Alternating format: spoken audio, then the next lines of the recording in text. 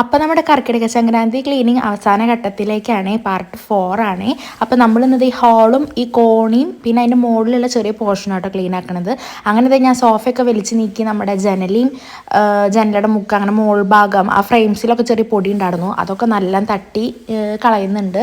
ഒരുപാട് പൊടികളാട്ടോ. പിന്നെ അത് ഇതിൻ്റെ മുകളിൽ ആകെ പൊടിയായിരുന്നു, മോൾ സൈഡ് മൊത്തം സോഫയുടെ മുകളിലും ബാക്കിൽ വലിയ പൊടിയില്ല, എന്നാലും ചെറുതായിട്ട് അങ്ങനെ എല്ലാവിധ പൊടികളൊക്കെ ഞാൻ തട്ടിയെടുത്തിട്ടുണ്ട്.